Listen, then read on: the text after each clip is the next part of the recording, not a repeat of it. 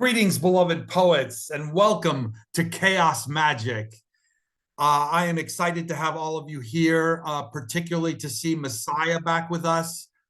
It is a thrill to see you again, my friend.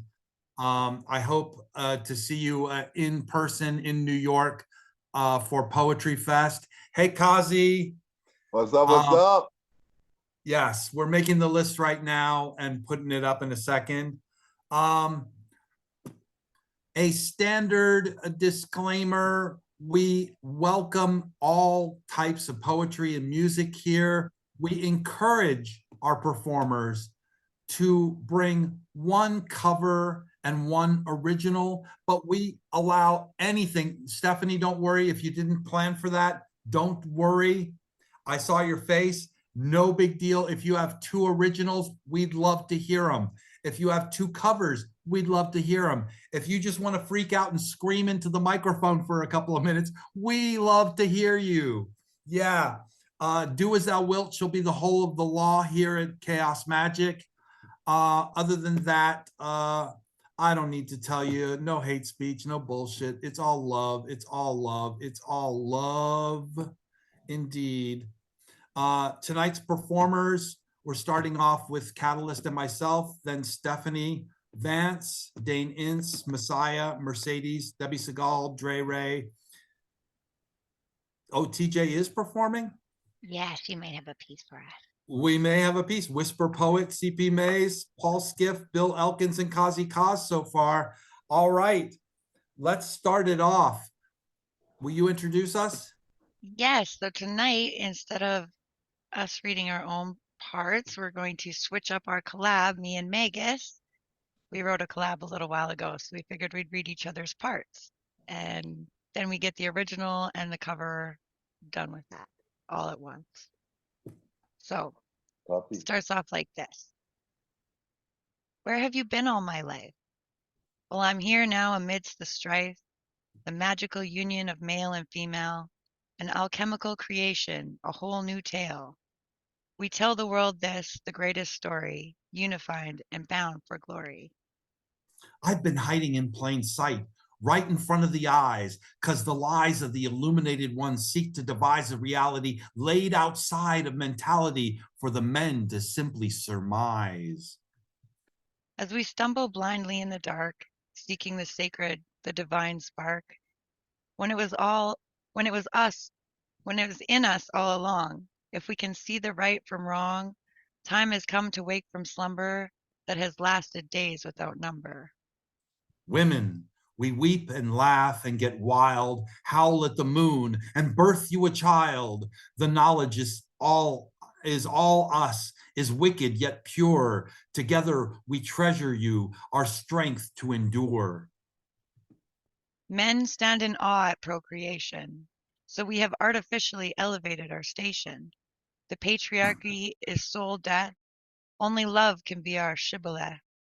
So here's the secret, the truth and light, the bottom line, the hard-won insight. We call out for solidarity. The hereditary hatred has come to an end. Time for feminine and masculine synergy is now to begin. And so it is. So it is. So it is. It is. Thank you.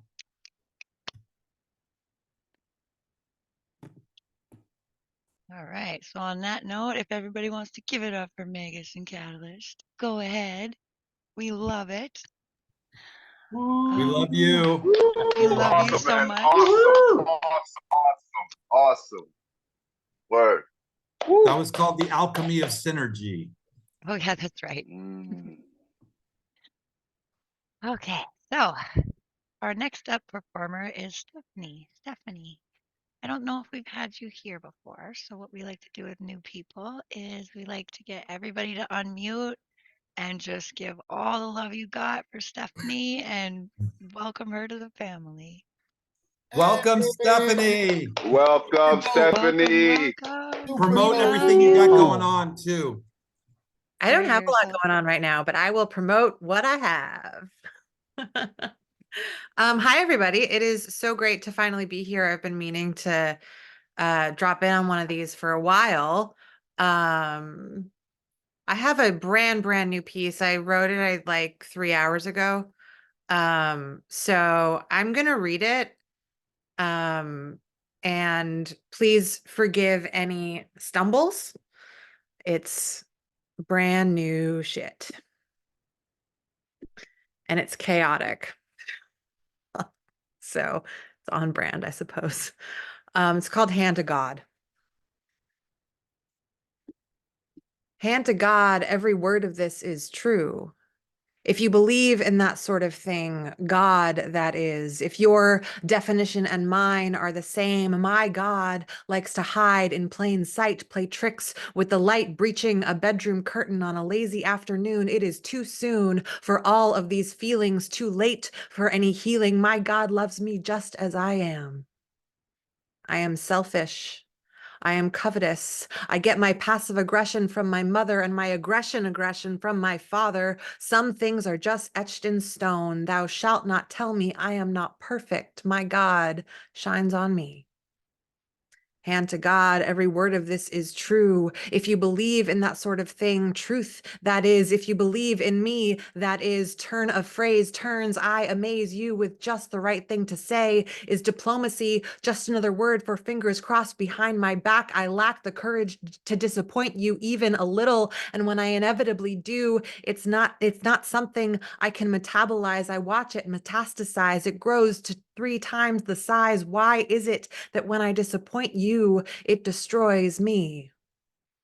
I am beyond reproach. I am beyond repair. I am reaching for that which I am afraid I do not deserve, and my God doesn't bother to tell me otherwise. My God is a neutral observer. My God, an indifferent beast, only offering platitudes like there's always tomorrow. And have you tried going for a walk? Oh my God, must I forsake you to get anything done around here, around these guts and brains and heart chambers that I swear do more than just move blood around? If you just give them a chance, do I have to do everything myself? I know it looks like that's how I want it, and that's how I want it, and I contradict myself.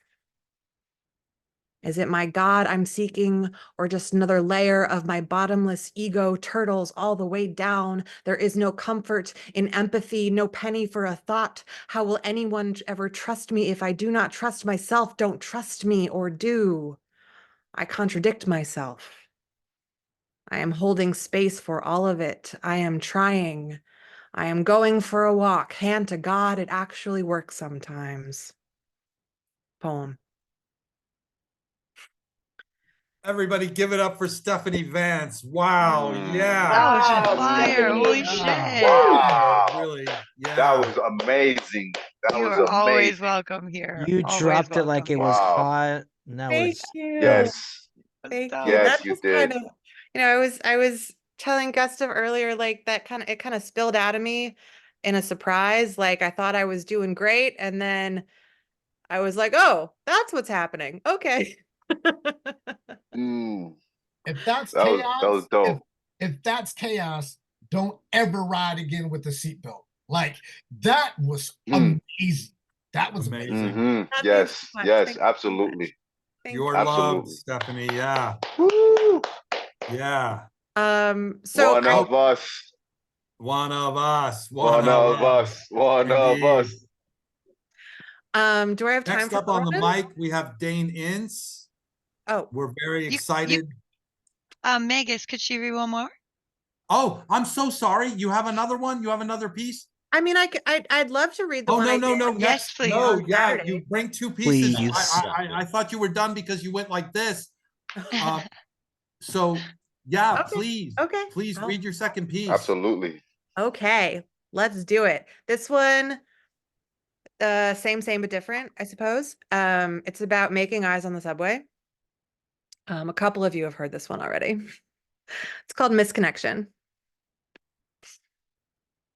Eyes from across the subway car. This is too cliche to be happening, but it happens, right? Two people under fluorescent light, love or something at first sight, anything's possible, right? Possibility is the only word I know, the tip of my tongue heavy with so much of the same thing I can't even open my mouth to meet the eyes reaching for mine across this subway car.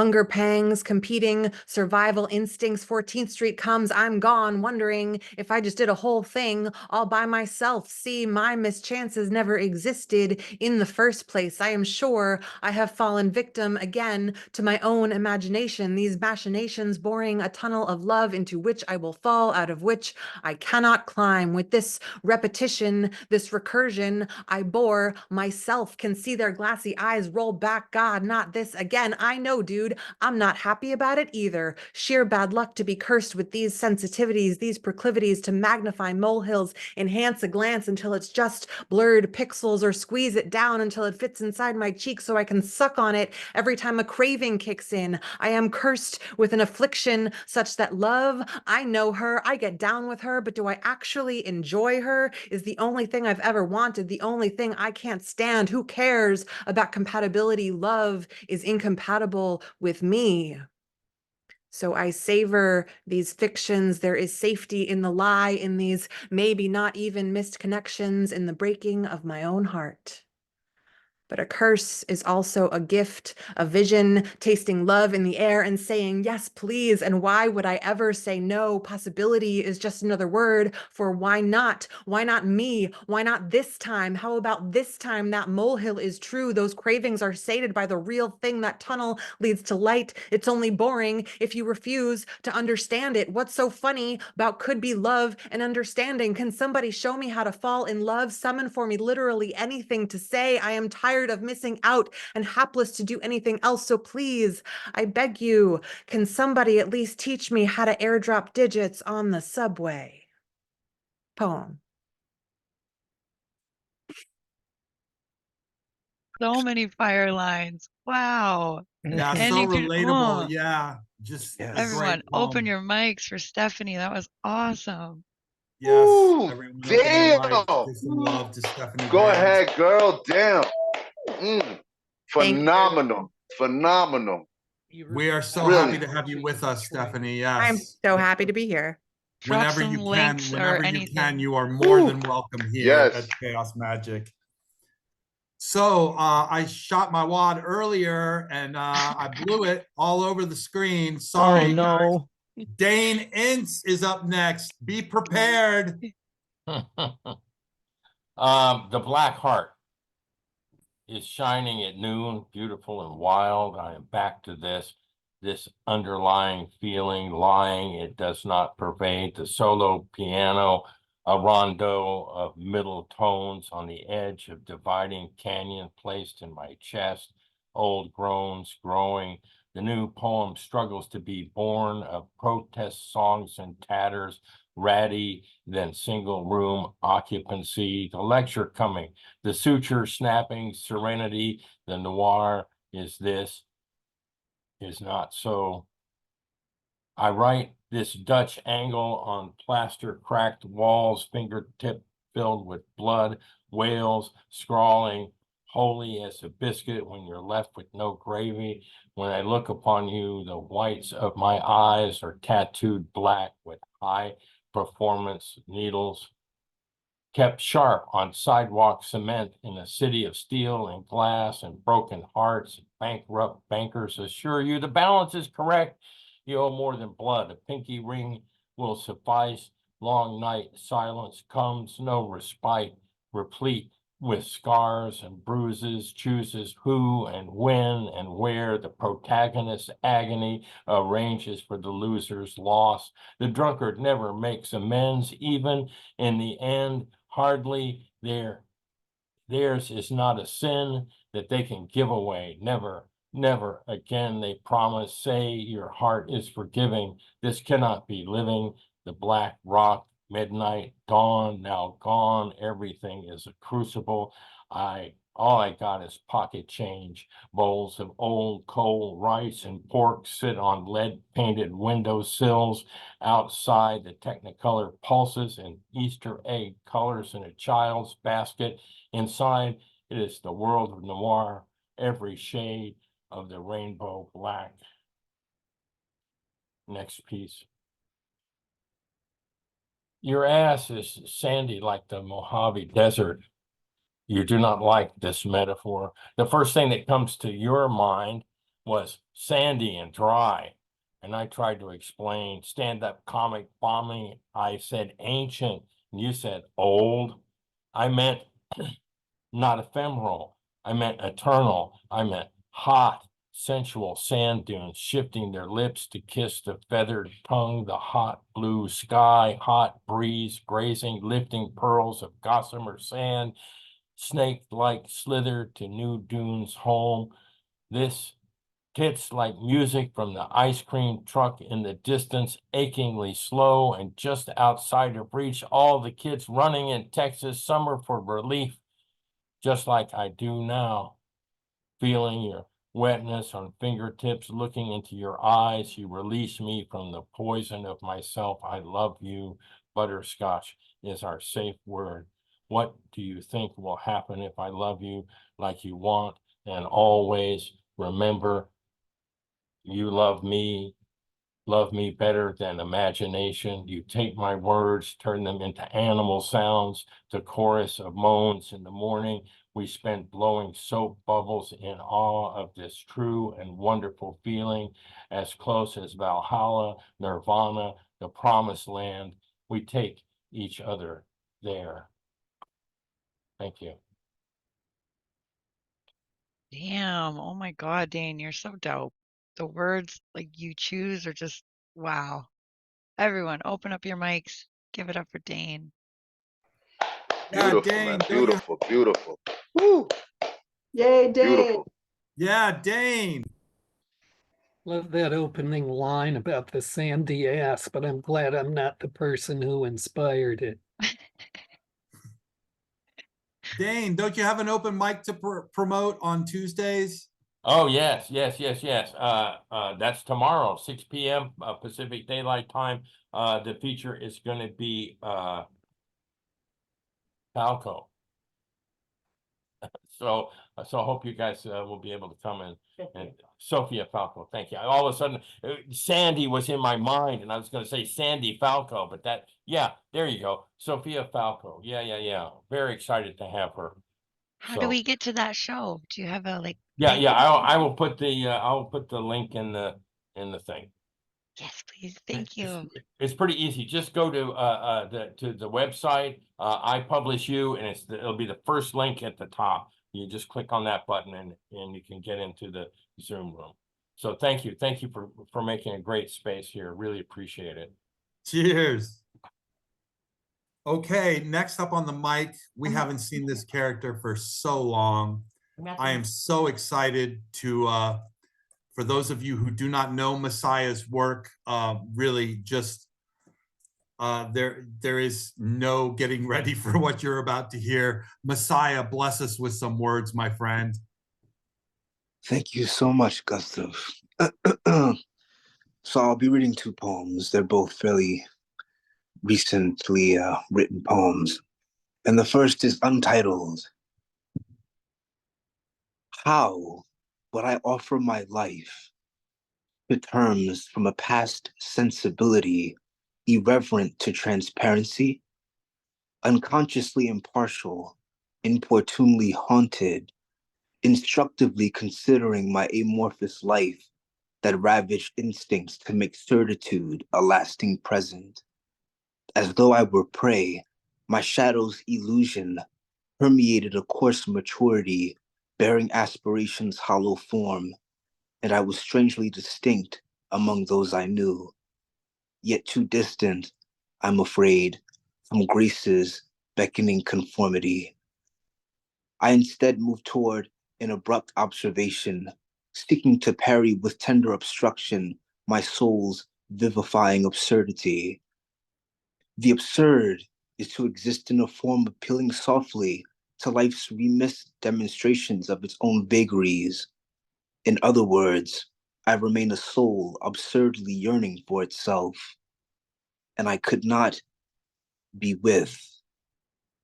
The soul beseeches a challenge to the nativity of love as necessity, a fundamental quality of experience that, while certain of its weight, is blind to its essential existence. As the soul knows well its innate propensity for love, as love is the central stream for which all experience flows, it knows nothing of how it came to be, both love and soul, the non-existence of existence, the form of the formless, the absurdity of experience. In my uncertainty, as love approaches merely an abstract correction of emptiness's edge, I seek to redefine my experience in terms congenial to the absurd. I affect that old biblical statement, I am that I am, and should that be enough? Is faith a basic feature of existence, extending to self-experience, its certainties and uncertainties? Though knowledge comes laboriously and with seeming immediacy, where does it come from? How aware are we of the knowledge we seem to possess, of ourselves and of the world? Can it be said that we possess knowledge to begin with? Perhaps it is faith in the absurdity of our existence that professes the closest reference to knowledge we can muster. I say, I am that I am, as is written about God. I exist in similar proximity with the incongruity of God's existence. Where faith seems essential, I am absurd. Somehow, I exist. Maturity arises, a bird song, from silence. If it is done well, the silence morphs into nubile whispers, like a cherished lover waking you to the morning. My faith is like that. As I hear the steady whispers of maturity breaching my former life of solitude and silence, I now whisper in return, perhaps not how or why. I am, but is it enough? That was the first poem. The second is called The Empathy of Death. To elaborate on what hopes diverged into an instant of death's implicated empathy, I emerged vacant, necessary to myself. I am all that's left. What dreams stir me, what hopes prevail, manufactured by unrefined desire, commit unstinging perjury toward my being's length, embodying what I most am. I am so weary of asking, who am I? With all possessed strain, the calamitous yet securing dispossession of surfaces that ties the present to a debilitating nerve, the death of Messiah's anachronism peripherally skewers the sound of presence, a boorish vagueness, a stern yet yielding creature preying on and devouring itself. I stay toward awareness, perhaps aloneness. As though the heights of awareness are all I aspire to, I am unprepared. Angst-infused remonstrations within. Perhaps I am necessarily unprepared. For aloneness, like a dream in sleep, reifies conscious awareness. And consciousness, you see, is the illusion of itself. Am I nothing more than an awareness of myself? An obsession that draws others in morbid colors? A generous silence that surfaces in my self-awareness like a mirror in which to observe the fractures inherent to my being? I am not ending anymore. Not now. Providentially, I have stayed. Yet I fear the emotional tremor fixating an ending's remembrance. I embrace the person I am, human.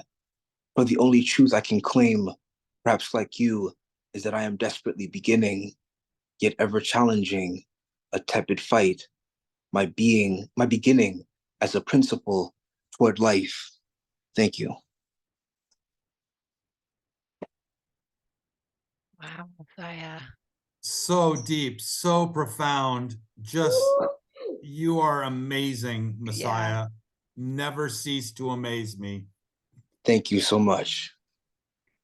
Everyone, open up your mics. Give Open some up love to your mics. Messiah. Wow. Yeah. Yeah, ovation. Eloquent, profound, articulate, beautiful. Woo! Yeah, it's that word work, so dense, unrelenting. Yeah. Absolutely amazing. Thank you so Kudos. much, Messiah. Coming up next, we have Mercedes. Mercedes, could you bless us with some words?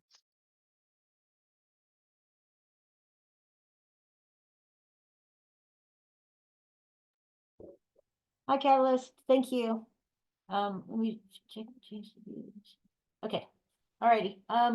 I'm just going to read some random selections from our book, Morning Tonka.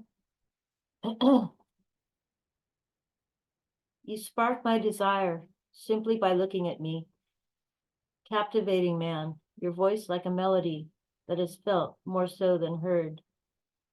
Hypnotized I stare, laptop screen my palantir. Your visage beckons. Visceral and instinctive reactions overtake me. Oops. Shit. What is the secret to your enchantment of me? A sweet love potion could not have worked its magic more effectively than this. Logic and reason both wage a futile battle to reign in my heart. My intellect is useless as I sit in thrall to you. Ravishing you are, your face a feast for my eyes, nourishing my heart. Your love like the staff of life, satisfying to my soul. Ravenous am I, relishing your taste, let me touch and kiss your flesh. And if you should so desire, let me be your juicy tart. Loving the balance, your body, mind, and spirit. Combining all three in the gifts that you possess, you are a special treasure. Touching your shoulder and the cool skin of your arm, sleeping silhouette, tracing the curve of your hip, I caress you as you dream. Thank you. Oh my gosh, that was so beautiful. I could feel all the love and intimacy. Wow. Thank you for sharing that, everyone. Give it up for Mercedes. Oh, Yeah, Mercedes. Yeah, spectacular. Love, love, love that poem. you took my breath away. It's Your love beautiful. like that staff of life. So Yeah. beautiful. So Okay, next up so on the next mic, up, we have Debby Segal. Debbie, could you bless us with some words? indeed, Debbie. Thank you. That really happened a little quicker than I expected, but I am ready. I'll just keep reading a tiny excerpt from the Berkeley Stories, Edwin in the Embrace of Entropy. We last left off at People's Park, I think. Hey Ninja, Edwin jostles through the dancing mob, spilling over from the stage to the grassy commons. Hey fam, Ninja Patches greets him warmly with an extended fist.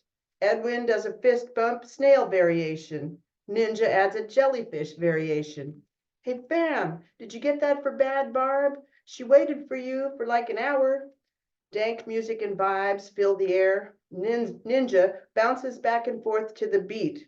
He takes a velvet bag out of his rhinestone-encrusted pocket, keeping the beat all the while. Ninja dances away from the crowd, inviting Edwin to follow with his painted eyes and mouth. Edwin happily dances along after him in a wavy, twirly sort of way. They get to a grove of trees away from the mob. My bad, I ain't trying to rip her off. She's a homie, fam, a motherfucking homie. Krusty and Morningstar used to sterilize their baby bottles at her place, talking about road dogs. They dance together and throw clown signs with their hands. Ninja takes a brown paper sack out of the velvet bag. He places it on a bench in front of Edwin. He dances back to the gathering. Whoop, whoop. Edwin is amazed. It's rare for someone who fronts money for drugs not to get ripped off. Bad Barb really seems to be beloved by the street people.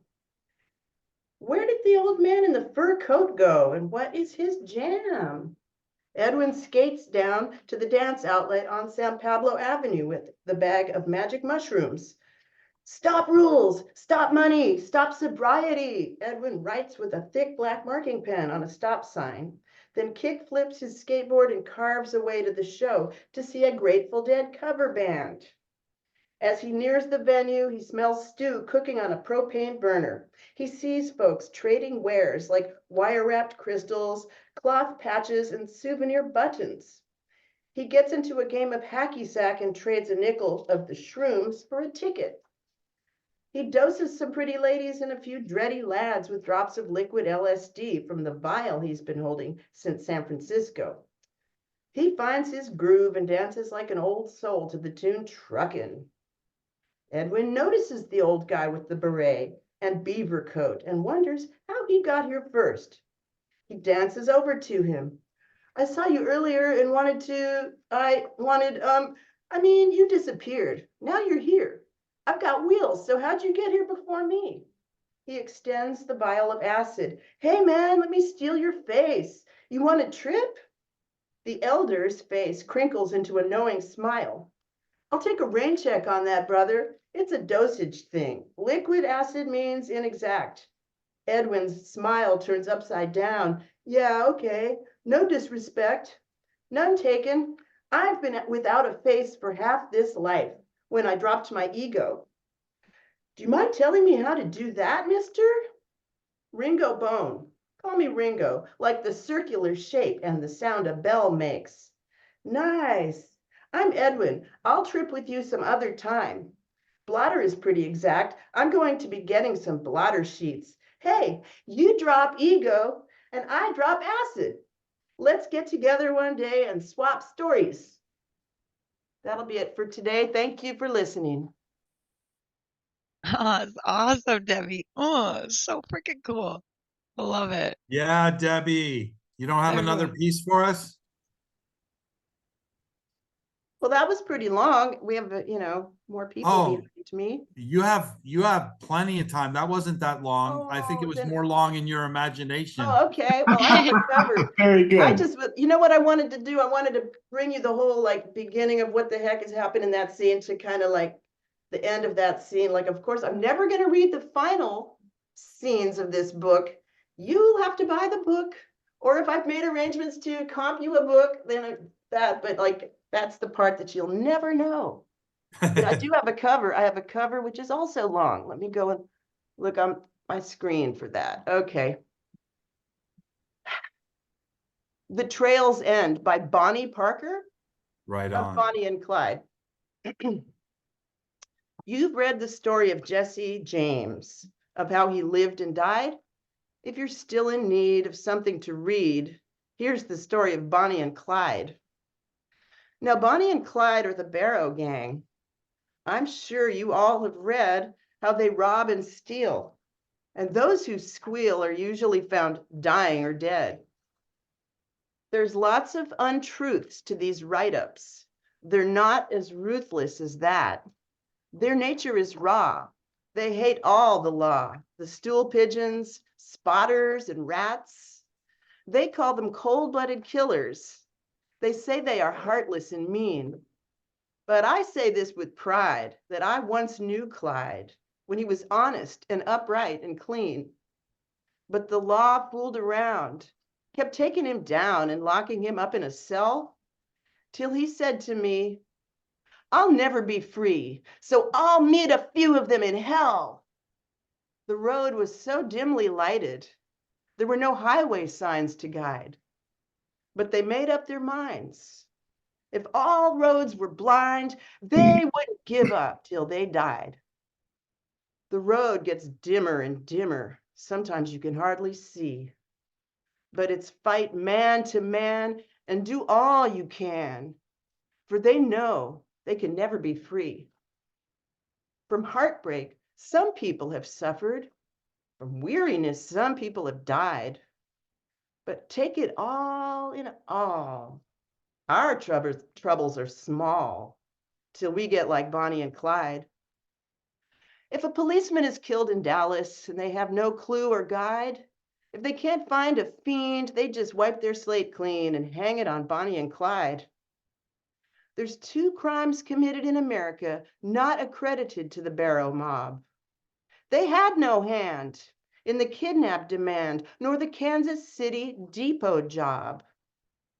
A newsboy once said to his buddy, I wish old Clyde would get jumped. In these awful hard times, we'd make a few dimes if 5 or 6 cops would get bumped. The police haven't got the report yet, but Clyde called me up today. He said, don't start any fights. We aren't working nights. We're joining the NRA. From Irving to West Dallas Viaduct, is known as the Great Divide, where the women are kin and the men are men, and they won't stool on Bonnie and Clyde. If they try to act like citizens and rent them a nice little flat, about the third night, they're invited to fight by a subgun's rat-tat-tat. They don't think they're too smart or desperate. They know that the law always wins. They've been shot at before, but they do not ignore that death is the wages of sin. Someday they'll go down together. We'll bury them side by side. To few, it'll be grief. To the law, a relief. But it's death for Bonnie and Clyde. That was awesome. Everyone, share some love with Debbie. Yeah, terrific, Debbie. Beautiful, beautiful, beautiful, beautiful. Nicely Beautiful, done, Debbie. Debbie. Nicely done. Word. Great set. Okay, next up, Dre Ray. Dre, will you share some words with us? Yeah, that sounds like a good time. Hey, Sounds everybody. like a good time, doesn't it? Oh, yeah. How's All everybody right. doing today? So Yeah, far, the poetry has woohoo! been great. It's been inspiring me to I. get some things going in my head. I got two pieces. One's like a couple months old, and one is relatively new. That's like taking inspiration from a Talking Head song. We'll say that for later. But first, let's go with this fun little satirical piece called God Bless Rich People. God bless rich people during the holiday season. Your ability to afford to not only buy all those decorations, but to be able to afford the electric bill amuses me to no end. If it weren't for rich people, I wouldn't have this sweet double recliner sofa chilling in my living room, or these free, tame, not psychedelic light shows y'all provide outside that I can add my own soundtrack to. My ADHD thanks you. And seeing how it is unseasonably mild as of late, the Mott's wants to subscribe to your home's only lights accounts. The sleeping medication manufacturers thank you as well, for their sales have increased by 141 and 2/3% since October, with a projected 33 and 1/3% more by the end of the year. Wait, is this how you're hoarding all the wealth? Y'all get rich, even pushing hella product into the streets and buy it off of each other over time? Smart motherfuckers. No wonder the rest of us are like, goodness gracious, great balls of what the fuck, Batman? This ball game is rigged.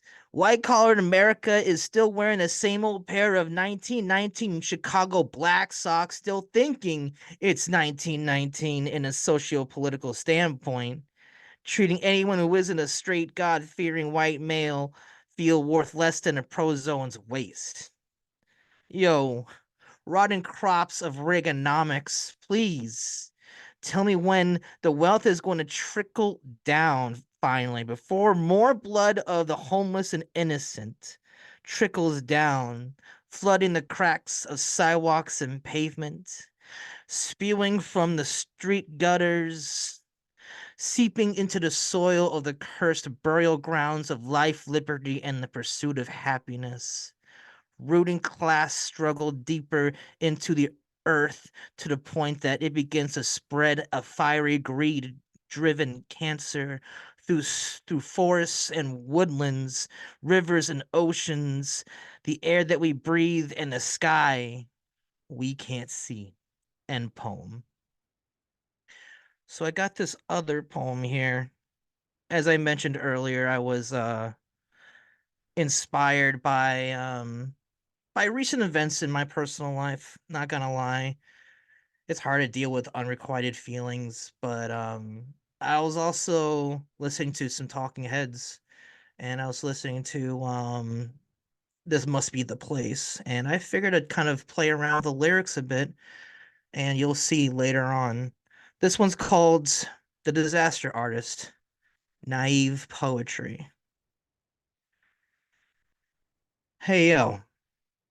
Sorry that I've been gone. Sorry I haven't reached out, but you probably didn't notice. I've been taking a long-ass Godzilla nap, no dirt naps. Deep blue naps. Atomic nightmare laying undisturbed in the bottom of the sea of despair. Uranium and plutonium spilling into the depths of my soul, eroding and corroding my vessel with a breakneck precision and heartbreak speed. Feeding myself to my own funeral pyre, enduring so much pain in this realm that I can no longer recall pleasure. I am the walking dead. I'm a ghost wherever I may roam, and I don't mind it anymore.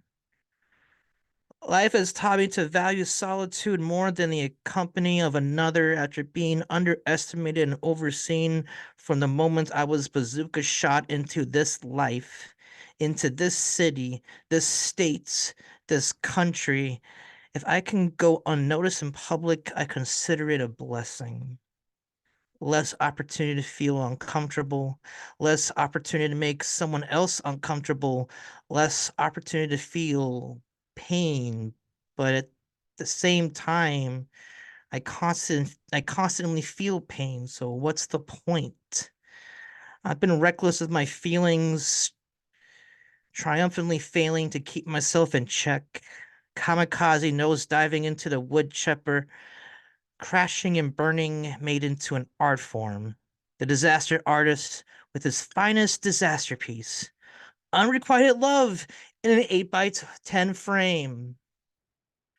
Home is where I want to be. I can no longer bear this loss. I feel numb, born with weak heart. I guess I should be getting lost. The way the less we say about it, the better. I'll pretend that we get along. Shattered in the heart, wanting to hide. It's okay, nothing's wrong. Nothing. Hi-oh, it's messed up my mind. Hi-oh, true love is a lie. And you're sitting here beside me. I'm dreading the passing of time. Never relieved, always awkward. Dump the trash and say goodnight. Say goodbye. End poem. Thank you. Thank you, Dre. That was awesome. Yeah, give it up for Love it. Dre. Wow. Yeah. Woo! Open Love your the mics and talking show some heads. love to Dre. Yes, love it. Yeah. I love your singing voice. That was awesome. Thank you. I just kind of like shot it from the hip, and I guess it went okay. Woo! It It was went good. great. You Sorry, hit. I was far away from this, but I heard it. Woo! Word up, word up. Good shit, yo. Good job. We're glad to have you doing some hosting duties again. We love you, Dre. You're so fun. You're awesome.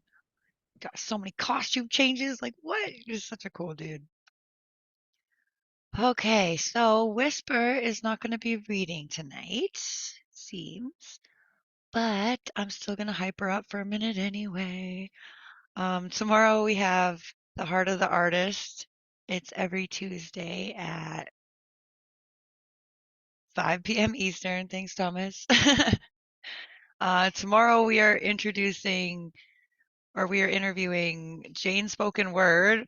Like, oh my God, so excited for that. If you miss it, follow us on YouTube at The Heart of the Artist 143. And with that, we will carry on to CP May. CP, could you bless us with some words? Yeah, just for a second, if everything is not nailed down in your room, I feel sorry for you. Here comes a Cat 5 hurricane, CP Mays. That's so awesome. Okay. Yeah, the poem I'm gonna cover. I'm proud to call this person like a real good friend, like a brother. He goes by the name of Stephen Miko. Right now he stays in the Carolinas, South Carolina, I think. And this poem is called House. And it's about we all came up in the same arts district in Charlotte. And it kind of incubated what became eventually us or whatever. But this is about one of the houses in the arts district. Stephanie, this house is made of last chances, built in 1935, made of stained glass and World War II metal. The insulation is outright dangerous. Contains enough raw material to put down the planet, but for these mislabeled migrant miscreants, it's shelter, it's home. No one ever asked to live here. Like no one ever asked to be born, but we all came willingly. Outlaws, malcontents wearing 24-karat gold wanted posters. Ladies almost on their way to leaving Las Vegas. All of us held down and crucified with railroad spikes. The kitchen sink looks like The Weekend. Ceramic shards and bent cutlery collect like unwanted tombstones. There is a delinquent stoner in the shape of a boulder, laying landside lavish on the living room sofa. He's heroin-flavored lazy, crashes like Clockwork Orange. The carpet has become accustomed to stain and spill and crusted condiments, trapped footprints in an old cocoon dusted shag rug. And I have to tell you, I take these footprints personally. Some of them were never heard from again. All the walls are lipstick smudged, beautiful, braille love songs, offbeat yet syncopated, relief maps trapping time and sweat. We painted the windows black a long time ago. Thought it would be funny, didn't realize then what happens when you keep all the light out. How the dark hastens decay. I could feel the mutation in my insides melding bone with brick. This house is as casual as a heart attack. Open wounds have seen better days. Not recommended for the normal or the hopeless romantic. These antics are visceral, not to be taken lightly, but hand grenade serious. Living here, you become accustomed to temperature changes. How a pro-life conversation can get you stabbed. We all knew the rules. Take all that you can carry, keep what you kill, never let the sun catch you compromised. Tomorrow, we might all have to move, snatch down every rooftop painting, hobo ourselves back to God, or at least a peaceful medium we can both find romantic. Last year's rent is always due. And a stillborn babysitter born with your eyes. My roommate was born with syringes for a spine, eyes made of nightshade and lightning. His tears are 100 proof. My other roommate is a glass pipe. He sparks frequently for short skirts and fishnet stockings. Doesn't keep daylight hours. Instead, he treads in the ether. We mattress on the floor. Hold fireside meetings by torchlight. Barter mandrake for barley. Hijack Wi-Fi from passerbys. Have enough toilet paper for tonight. Fuck, I've been there. We're young. Our phone numbers always change. And every heartbeat has an objective. We all want out. We're all too scared. Walk out that front door. poem. House by Stephen Mika. Love you, bro. Okay. Let's go, poet. Cool. Yeah, can you put his name in the chat after you're done? Oh, absolutely. Oh, good. This next poem I rarely read, for no apparent reason, really. It's actually fighting me. Give me 15 seconds. Do, do, do, do, do, do. Do, do, do, do, do. Do, do, do, do, do, do. Okay. All right, there we go. So this poem, it's called Runny Mascara. Okay. Miss Steak and Sir Real sincerely nicknamed me Kidnap Dirt Nap Sir Salvador Dali the Halo. Nicknamed me as a toddler, little baby boy, black and blue, every eye of the storm. By age 12, Gage punks knew me as young shotgun pump prince of pride, cocking fully loaded buckshot slugs so Gasso can lean. With gunpowder and petite, with petrol, my alias as an adolescent was bury my body upside down, damn it, just so the world can kiss my whole asshole while tongue punching my fart box. As a freshman, my breath smelled like fuck it. My sophomore signature moves in the cute girl's mouth cycled monthly, depending on if they were on time with their gym periods. My junior year's fashion sense, I kept in the piggy bank that looked like a silver dollar. By the time my senior year rolled around, I was fucking with so much, for so much, that two thick Hispanic hotties asked me to prom, was let down slowly and softly as I sipped gin and juice at a 21 older strip club casting votes for which prom queen would be voted most likely to swallow. As a freshman in college, I lost and found God next to several wife beaters and lousy socks.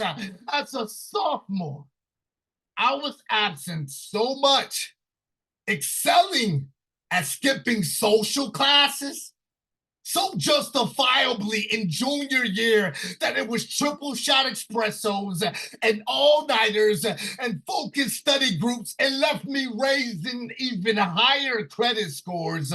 Senior, right, test. I pledge with Josh Genius out in Denver. And I graduated, goddamn cum laude. Poem. Thank y'all. Oh, goddamn. CP, Fun. you dried my hair with that one. Holy shit. Okay, that's the definitive review. Yeah, that's Dyed my hair with that one, right? My hair with that one. That's awesome. Right. That was dope, man. The web kicked me out right at the end of it, man. Right as I caught. And I was giving you shout outs, Cos. I had put you on the pedestal at the end of the poem. I was talking about how you're immaculately beautiful, and you missed it. Never will it happen again. We were crying here. It was beautiful. It was beautiful. That was dope, man. That was phenomenal as always, man. Appreciate y'all. Appreciate it. Word. Oh, great. Okay, so coming up after CP's amazing performance, we have another amazing performer, Paul.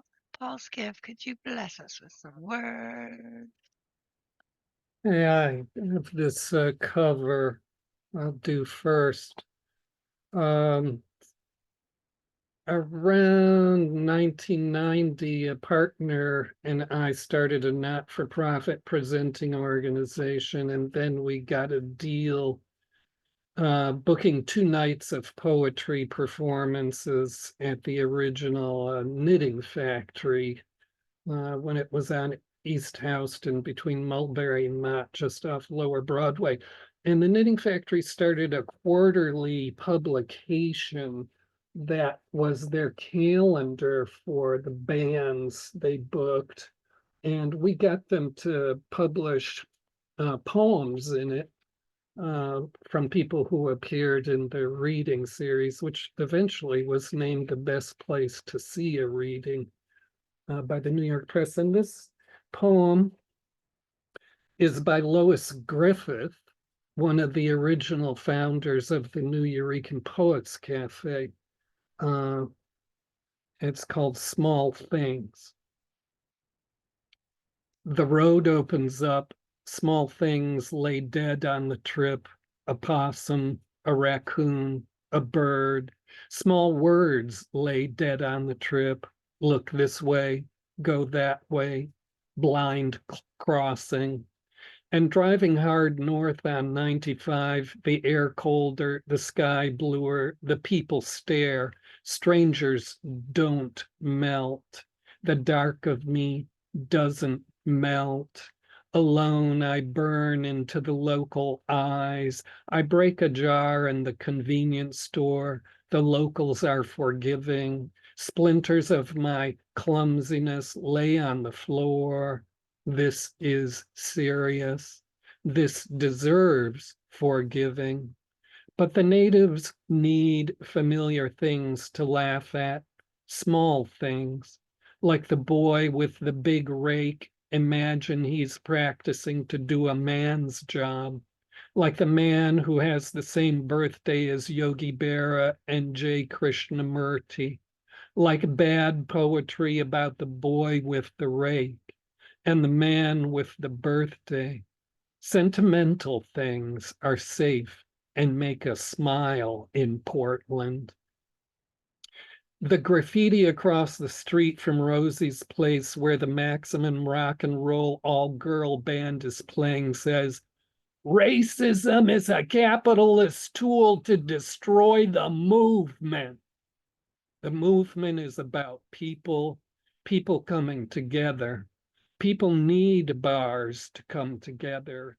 Small things like the guy on the bar stool next to mine. He says the girls in the band with the blonde perms have been around the block too many times. Those blonde perms overdone.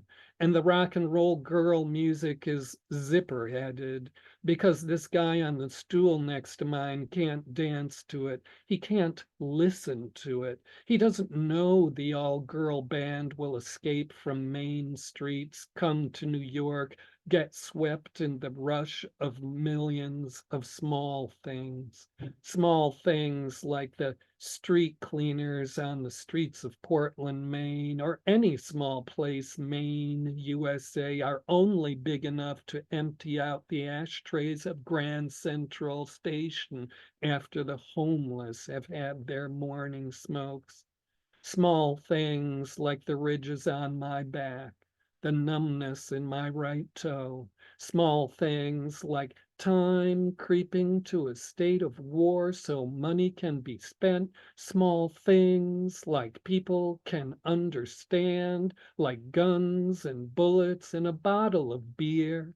And women who sings like Janis Joplin, but isn't half as unsightly. Her voice gets dulled by the crashing of waves on sharp rock and a sunset that melts the seasons, a line across the sky. The purple line is the first migration of birds. The change starts out small. And if I didn't have ridges on my back, and if the eyes that see only the color of my skin didn't tell me every time that I am a stranger just passing through this place, this Maine place, USA, passing through these crystal-edged summer days, this stolen land of long, cold nights and small boys doing men's jobs, I too might believe in small things and rub them against my body, the perfumed guilt of possession.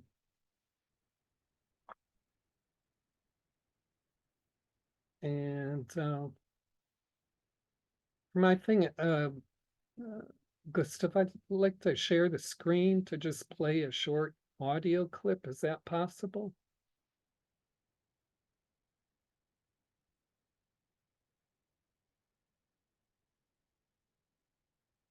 Okay, let me see if I can open it up. You should be good. Okay, let's see if I can get this into effect.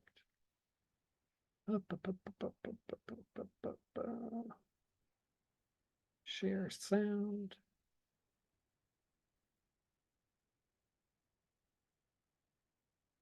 Stereo high fidelity. Okay. And then let me find the right screen. Okay, so this is a sound clip from the late 90s. The beatboxing and vocal electrics is by Terry Kid Luck Lewis. It was recorded on, I don't know if you can see this, some people may remember these things. It's a transitional medium between CDs and completely non-media digital. It's called a mini disc player. And we used to get together in a small underground studio over here on Ludlow Street. That was actually illegal because it was a fire trap. And just play around. And I later put this soundtrack to a video, and maybe someday I'll put that up. But it's just about 3 minutes long. It's not all that dense of a poem, but the main thing is it's about the delivery and going for the emotional blast off. So hopefully, let's see if this comes across.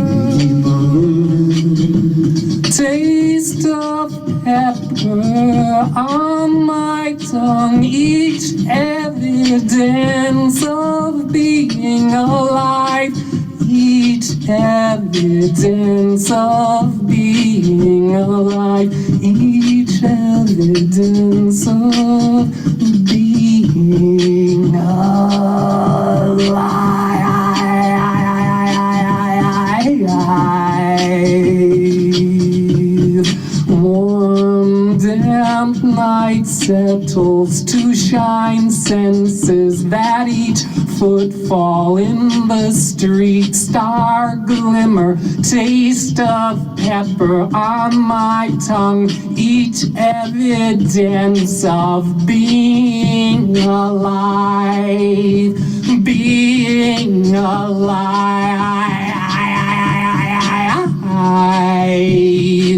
being alive.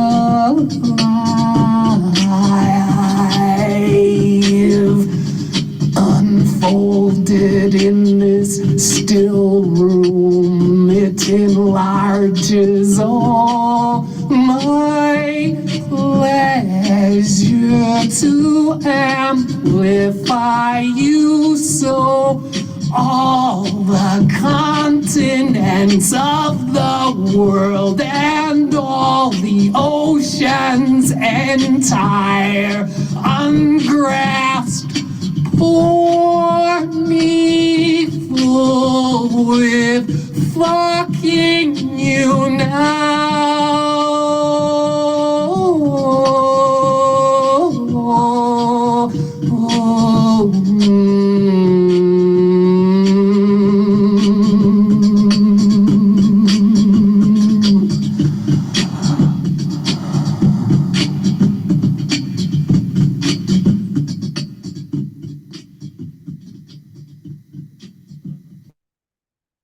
That was it. Thanks. Whoa, Thank you for that. Yeah, That was Paul, fucking wow. dope. that was Yeah, that was terrific, Paul. amazing. Got me dancing all psychedelic and shit. That was so dope. What? Love your voice. And I was jamming to that. Word. Oh no, I could Good, close good, my good. eyes being taken away to somewhere and yet put into my body more. That was Oh, wonderful. Incredible experience. Jim Mystical. Morrison would have approved if he were still around. Thanks for that. Yeah, it's just a lot of fun working with Kid. He passed in 2020 at the age of 46 after fighting off intestinal cancer for 4 years. But he left this incredible legacy of hundreds of young kids he mentored. He started the American Beatbox Festival and the Subway Series, a lot of stuff. And he's all over the internet still today. So as much as I sorely miss being able to, work around, play around with him, he really changed a lot about how I make poetry and deliver it. So it was a huge blessing to have that experience. Anyway, thanks. On with the show. Very good. Even the Jedi Master is a Padawan to someone. And now it is my pleasure to present to you from the West Coast, Bill Elkins. Will you bless us with some words? Yes, you're up next, I believe. Okay, Super. let's see here. How you doing, Gustav? Paul, I'm that was doing well. Thank you, wonderful. Bill. Paul, that was wonderful. And, okay, I'll do a cover and then an original. First one is one of my favorite pieces of verse from Bob Dylan. I think it's one of his best poems, Mr. Tambourine Man.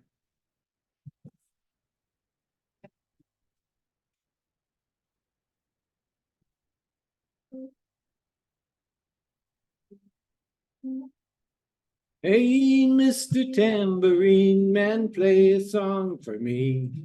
I'm not sleepy and there is no place I'm going to. Hey, Mr. Tambourine Man, play a song for me. In the jingle jangle morning, I'll come following you.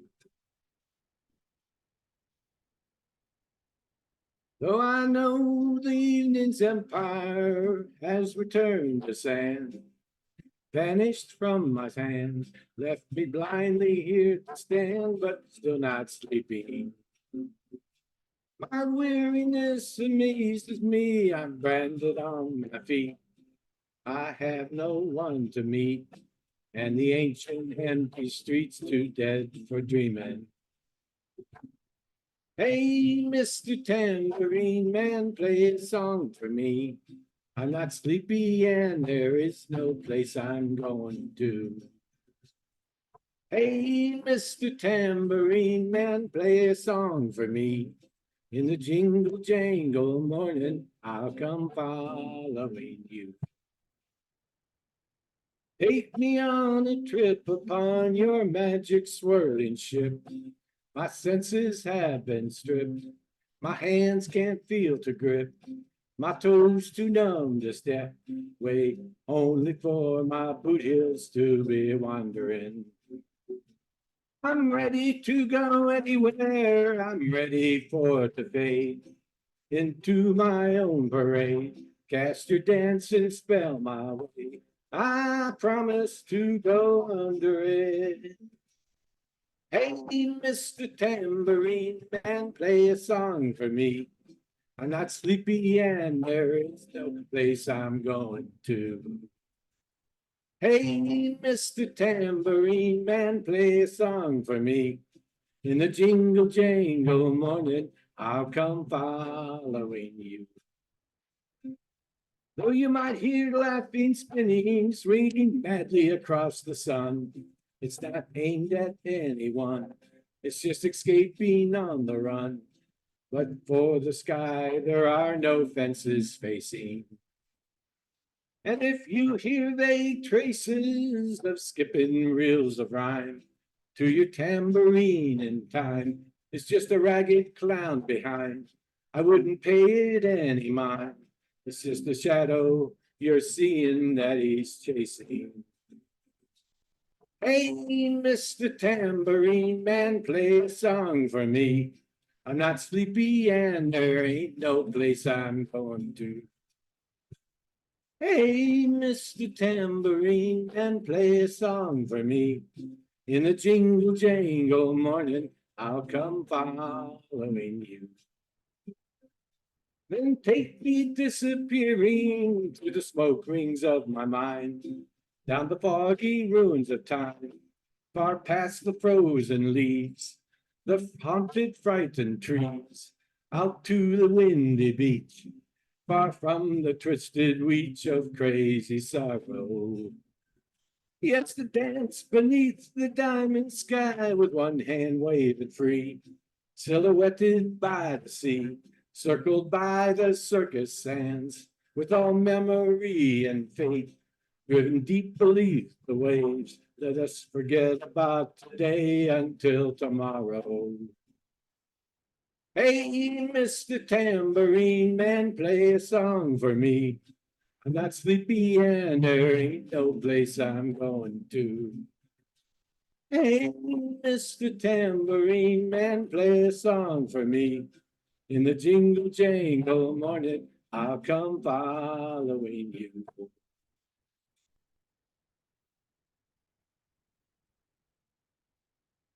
Okay, thank you. Now to the original.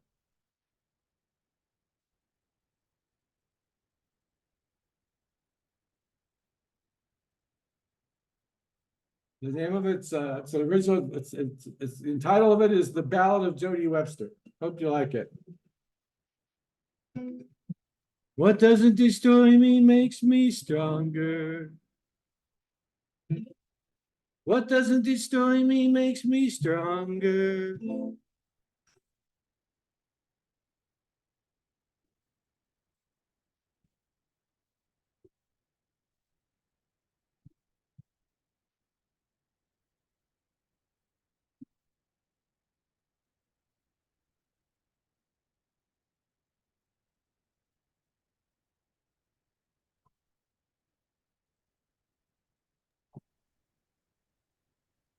Something wrong with the sound? Yeah, there's something wrong with this. I got to use my other guitar. The string broke. Perfect timing. Ah, You're used to this, Bill. there we go. Got to be prepared. You need roadies. Plan B. I know. Where Yeah. are they when you need You them? need roadies. Where are the roadies when we need them? Okay, here we go. No cable. What doesn't destroy me makes me stronger. What doesn't destroy me makes me stronger.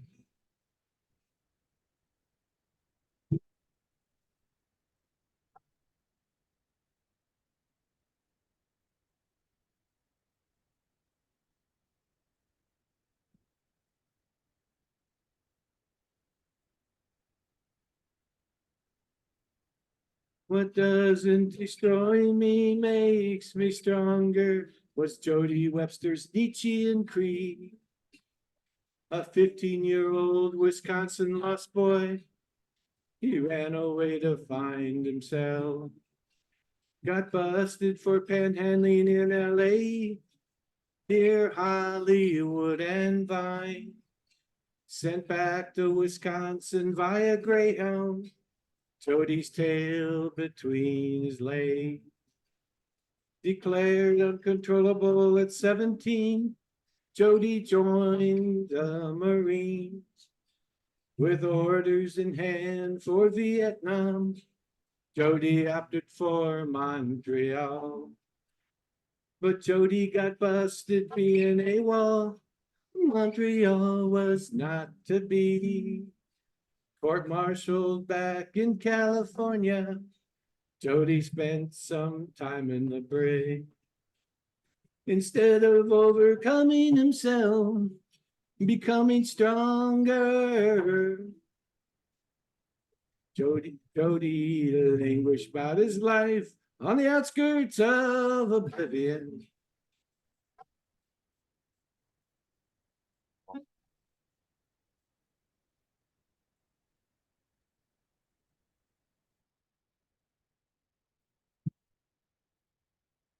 Jody went to college, got married and had a kid, striving for enlightenment in Madtown, USA.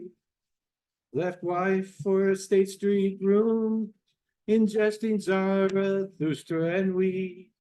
Spent that summer in New York City with a classmate, Anais Nin.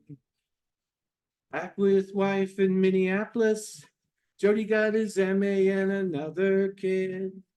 He later worked with steel workers in Chicago and mine workers in Little Egypt. Existential learning in steel mills and subterranean mines. On to Charleston, West Virginia, Jody worked with the steel workers again. But instead of overcoming himself and becoming stronger, Jody languished about his wife on the outskirts of oblivion. Do do do. Do do do. Do do do. Do do. Do do. Tragedy, comedy, darkness and light. Life encompasses all. To do is to be, and to be is to do. A philosophical dilemma, it seems. Are we what we do, or do we what we are? Jody talked the talk, but he could not walk the walk. But Jody refused to be destroyed. Jody refused to be deployed. Jody refused to be deconstructed or denied. He became wiser and stronger every day.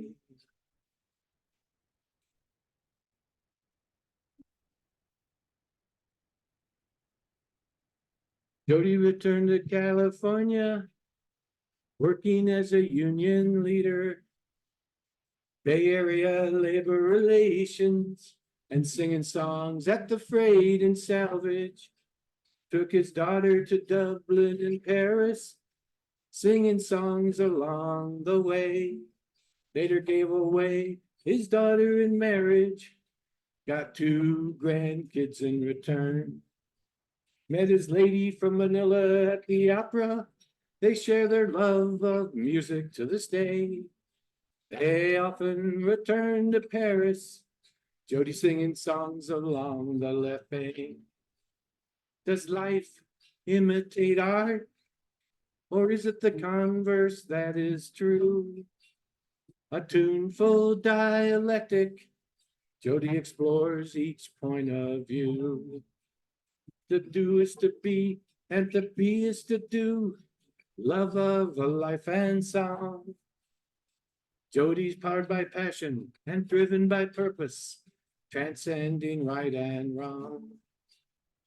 Jody's overcoming himself, becoming stronger every day. He knows he is now looking back to the outskirts of oblivion. Do do do.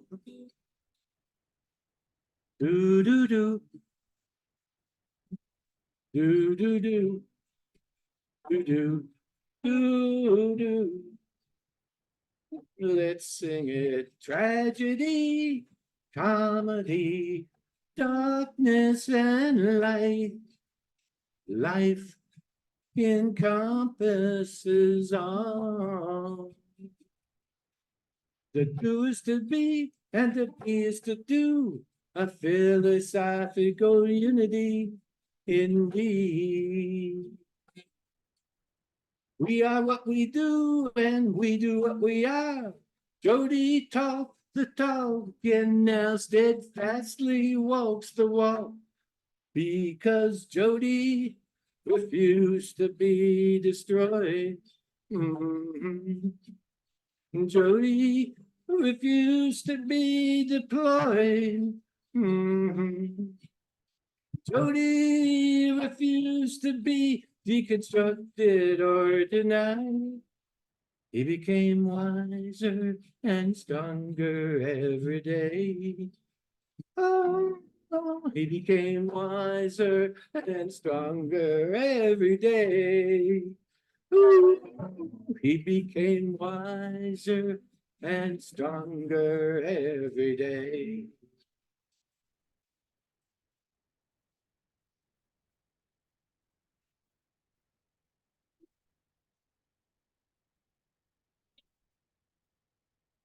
Okay. Thank you. It's a little long, but I wanted to get it in. Yeah, Thank you Bill, so that was much, great. Bill. A tuneful dialectic. I love that line. Wow. Excellent work. Wow. Thank Okay, you. everybody, give it up for Bill Elkins. Ooh, nice one, Bill. Love your Yeah. songs. Thank Woohoo! you. Thank you. Beautiful. Thank you, Bill. You're welcome. Huh. Only a pro can do that without missing a beat on a broken string. Yeah, Oh, right? God. Indeed. Yes. I got it. If your roadies can't do it, Bill, maybe get your groupies to do it for you. There you I go. don't have either. Oh, no They're all groupies. they're all digital. All your groupies are digital. How They're all unfortunate. Oh, digital groupies. digital groupies. We are your groupies, brother. Thanks, everybody. We love you, Bill. Thank you so much. All right, next up on the mic, we have Cozzy Coz. Cozzy, what up, yo? Could you bless us with some What up? words? What up? Hello, everyone. All right, no doubt, no doubt. How's everyone doing today? All right, all right. All right, so I do have a cover today. I will be covering a poem by the one and only none other than incomparable Mr. C.C. Arshagra, from whom I've gotten his blessings. This one is from his book, The Open Microphone. All right. This is The Open Microphone #1.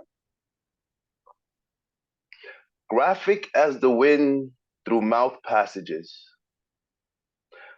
the invisible wit speaks and bounces off walls falling down and down through what appears to be no floor.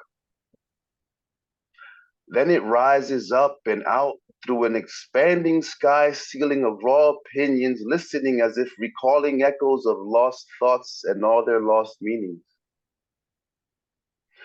Here lies the songscapes of many poetic efforts. Clear or not, the words are the believable blood cells of reading, a living voice aloud. the dying sounds may be good enough, right enough, bad enough, wrong enough to hear themselves as living poetry. Poem. That's a cover from Mr. C.C. Arshagra.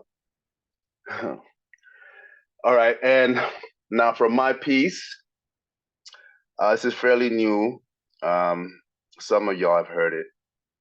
I just spit it last week for the first time.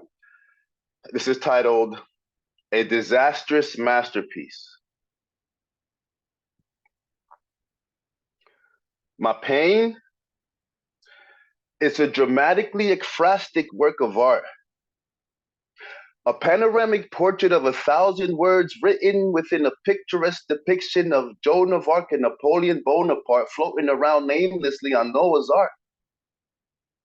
Cunningly contrived by an eagerly evil easel which easily contains the indelibly ingrained ink that remains within the acrylically illustrated veins of my graphically broken heart, which has been creatively ripped to shreds and craftily torn apart by the same elaborately crafted strains which refuse to relinquish their abstractly reanimated reins from being so visually afraid of the dark. Like Leonardo, Da Vinci, Pablo's, Picasso's, so that Michelangelo, Claude's, Monet's, to then frame my traumatically intimate dismay as a mosaically intricate display of my artistically illustrated expression on a decadently decorative canvas, exhibiting a pixelated array of my articulately antiquated agony, jubilantly dancing to the truantly romanticized rhapsody of my sanity's variably variegated tapestry with no indication of mercy or amnesty. Like a torridly written storybook tragedy of an insurmountably horrible travesty in which the magic keys are automatically handed to an arbitrarily tyrannical majesty, so he or she could live comfortably and lavishly while the rest of us are forced to live savagely in this tailor-made calamity. Apparently, humanity rarely has the actual capacity to naturally embrace the duality between fantasy and reality. The unfathomably laughable gravity of this unimaginably radical disparity is an abominably embarrassing and abhorrently sad abnormality which compromises the hues of my colorful personality. My overall strategy is to eloquently etch an aesthetically encrypted glitch of a prophetically imprinted sketch in which the unbearably horrific stench of this horrendously wretched piece of kitsch shall be indefinitely put to rest, which could prove to be a bit of a hell of a stretch, though, especially if the forbidden echoes of my hidden manifestos are prematurely put to rest before making it to their next expo. Therefore, I'm putting my 10th toe in escrow in case the rest of them don't make it through the rest of this biographical concerto. If you pay attention to my soliloquy's grammatical tempo, you'll see this as but a mere trinket of a fashionable memento, like a danceable flamenco rising to a spectacularly unimaginable crescendo, with absolutely no innuendo, until it dwindles and diminishes into the swilled spindles of my unintended blemishes, which were swindled into my rekindled presages, which I can't say anybody really cherishes. Perhaps it's the excessively embellished emphasis on the extensively hellacious ekphrasis of this tremendously trepidatious exodus. Thank you. Oh my God, thank you, Cos. My mind is blown again. It's Very everywhere. entertaining, yes. Thank you. Then my job is done. Yes. My job is done. Relentless wordsmith. Very nice. While I'm trying to type out something great you have Yeah. just said, you are exceeding that, and your next line is wow. amazing, and I lose track. It is so hard to keep up with you. You are a genius. It is delightful to have you here. Almost unquotable. It's so Thank you. intense. Delight to Like be here. I love it. Yes. You were every on word. fire. I'm glad y'all felt that. I'm glad y'all felt that, man. I'm glad y'all Face felt it. I'm hurts. glad y'all felt that passion. Word. Thank y'all. Thank y'all so much. Thank you. That was epic. Thank you. That was epic. And I just got to Thank you. say thank you. I just got the text that you covered something there, and that was like, I'll have to watch the rerun, but honored, whatever, Yes. however. It was my privilege. My privilege and honor to cover yours. Trust me. Yes. So next Thank up you on all. the Thank you all. mic, Thank you all. yes. Next up on the mic, we have the beloved Marianne Tefft. I am so delighted to see you here with us tonight. Please, will you Pleasure open is your mine, microphone Magus. and bless us with some words? I sure will. The pleasure is mine. It's great to be back. Thank you very much. I'm back in my home digs in Toronto. I hope everybody had a nice Easter weekend. Mine started off okay, and then in a moment, everything kind of changes. And on Saturday morning, I wrote this piece called Conspiracy. You know, I am no magical thinker. Never one to subscribe to cockamamie theories about COVID, wet hair in cold weather, and the perils of 5G towers, but I admit my viewpoint may have been massaged a little in the months since my only child was clawed from certain death by cutting-edge neurosurgery and the power of voices raised in prayer. For I truly have begun to wonder whether there is indeed some abhorrent conspiracy among the powers that be to overtake minds with what passes for entertainment. Macabre psycho manipulation wrapped in the gauze of so-called light diversion, readily accessible to anyone with a credit card, because I cannot fathom what part of amusing they think it is that images flood my home, triggering ancient and unhealed memories so deeply, creepily, and so well that my Friday night is suddenly spent in a hospital waiting room, security locked in verbal combat with the city's most unfortunate, as my friend crawls across the tile when his turn comes to seek a temporary balm that his guts will not turn over, speared by the ghosts of every violent indignity he has known for at least a few hours before dawn. From living room to hospital emergency room in short order. Things improved, and I happened to see on Facebook a poem by a poet whom I really love, and I love his love poems because it is cherry blossom season. Let me read you Every Day You Play from Pablo Neruda. Every day you play with the light of the universe. Subtle visitor, you arrive in the flower and the water. You are more than this white head that I hold tightly as a cluster of fruit every day between my hands. You are like nobody since I love you. Let me spread you out among yellow garlands. Who writes your name in letters of smoke among the stars of the south? Oh, let me remember you as you were before you existed. Suddenly the wind howls and bangs at my shut window. The sky is a net crammed with shadowy fish. Here all the winds let go sooner or later, all of them. The rain takes off her clothes. The birds go by, fleeing. The wind, wind.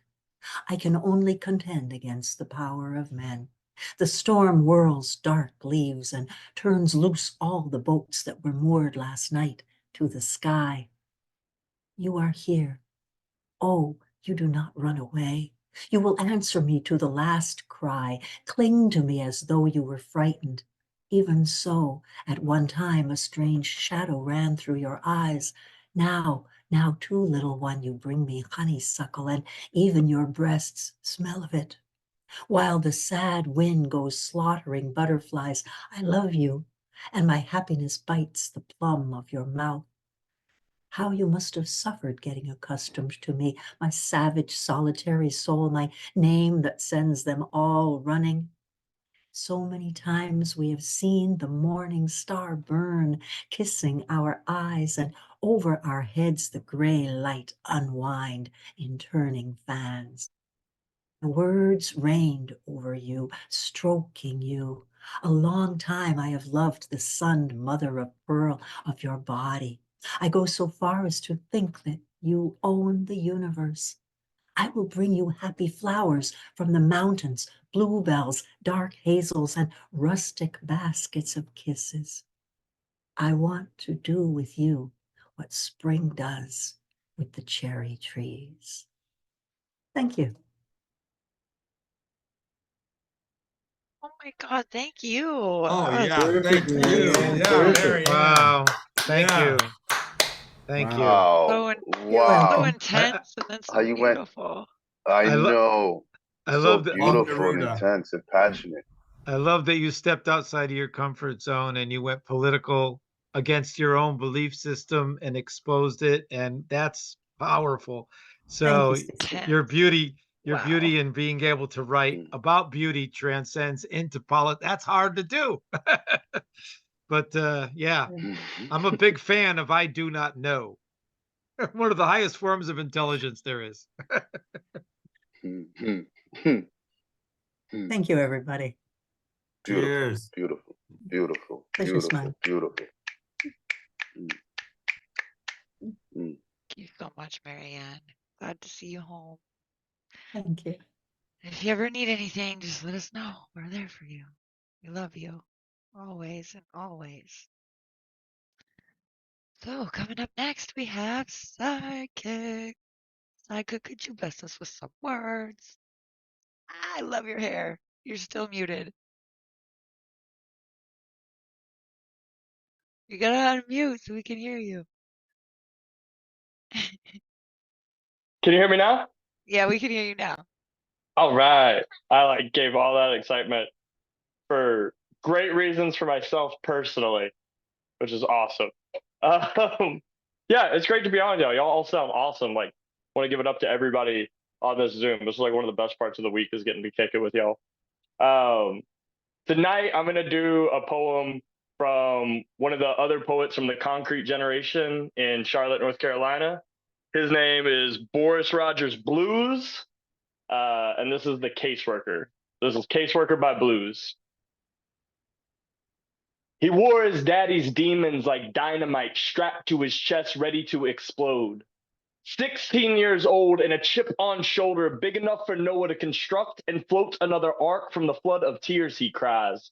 When a mother's love becomes uncomfortable, confusing, and a guilt trip that no son should ever have to ride, and she could never set aside all of love's lost memories when this kid's face reminds her of his daddy's taste, his daddy's touch.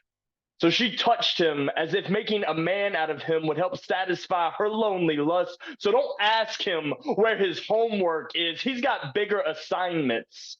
He's trying to fill the crevice of another absent father's fault, and this kind of love burns like forgiveness left too long in the sunshine of sin. And he knew a better time once. It smelled like stale beer and cheap truck stop cologne. Daddy would be home long enough to sober up, leave a half-drunk I love you and Confederate-colored Zippo lighter on the dresser, then disappear into forever like an autistic tomorrow, and I, his caseworker, would ask him as habitually as breathing, who is it that you really wish to be?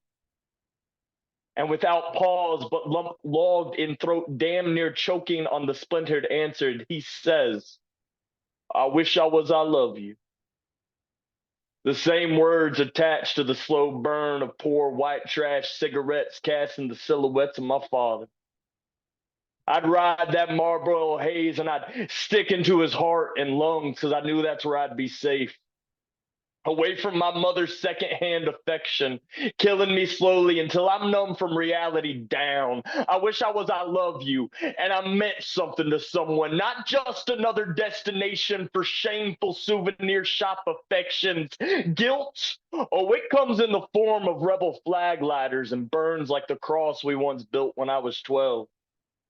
I wish I was I love you, so that he could unpack the load he's been hauling and love me. I'm tired of being a stuntman for an actor who could care less about the trailer park set. You know what, Mr. Caseworker?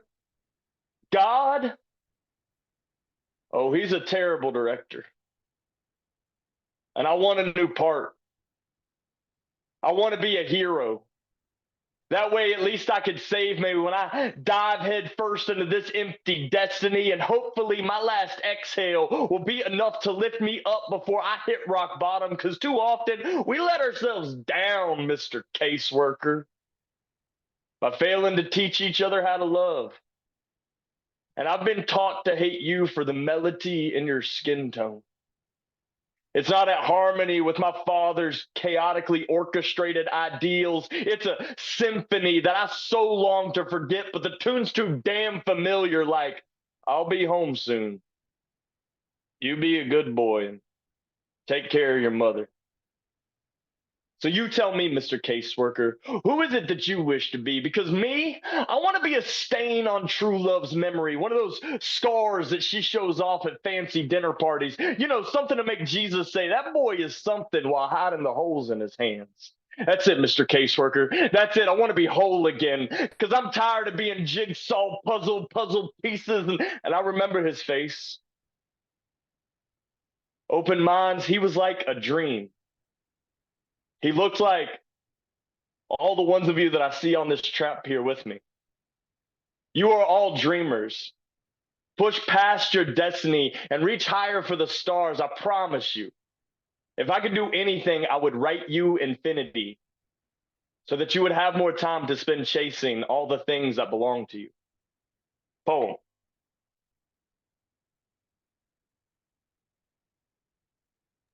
That's a cover. That's a cover. That's my buddy, man. That's my big homie Blues, the Concrete Generation, CLT 704. Yeah, he's a phenomenal brother. Yeah, he's great. All right. This next one is called Rainbow River. I'm George Hallish, Robespierre, Billy Bob the Third. And I'll tell you what makes a wake in a river, it's a word. My heart is where love goes when love needs a break. And the last one will always be my last mistake. Catawba River in Charlotte, North Carolina, has a rapid created by a vehicle. They say the vehicle was wheeled into the river after a breakup. The man who owned the vehicle said that our edges fell off into the background 4 heartbreaks ago, and we are still together. She knew the hard places in my gut like a river running around rocks, following her every word and bend on the hand of her body. She'd curse round me and be pushed into a class rapid all her own. When you're in love, time melts on the arms that never leafed out, rippling our skin. We weren't no fresh spring. We were an urban river of abandoned bicycles, discarded tires, and dirty diapers, a rainbow river. Move round a 1964 Ford Ranger. Her gaze no longer held arrows to point me home, to paint me home.